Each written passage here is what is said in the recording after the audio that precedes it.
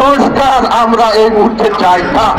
সংস্কার যারা করতে যাচ্ছে অবাস্তব সংস্কার, আমরা সংস্কার চাই নির্বাচনের পরে নির্বাচিত মানুষের দ্বারা তাদের এবং তারা যে সংস্কার করবে সেই সংস্কারে আমরা পালন করবো ইনশাআল্লাহ। আমরা আজকে সারা দেশ পর আমাদের প্রোগ্রাম দিয়েছি। কেন দিয়েছি? যে আমরা যেখানে প্রোগ্রাম করতে যাই কথা ব্যর্থ হই, আমাদের মানুষকে নিরহ মানুষকে বিভিন্নভাবে মামলা দিয়ে জেল খাটো হয়, তাদের ঘরে লাঠি চার্জ করা হয়, তাদেরকে হামলা করা হয়, বিভিন্নভাবে বেজ্জতি করা হয়, মানুষের ঘর থেকে বেরোতে পারে না। এই অন্যায় অত্যাচার আমরা সহ্য করবো না।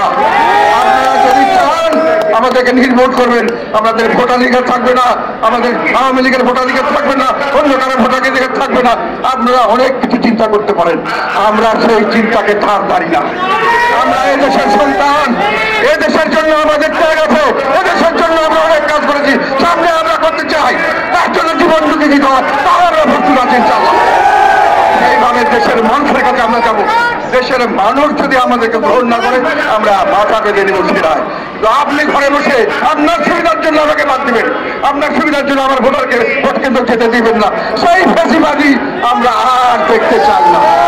এই ফেসিবাদের বিরুদ্ধে অনেক সংগ্রাম হবে, সামনের দিকে আমরা আরো সংগ্রাম করবো।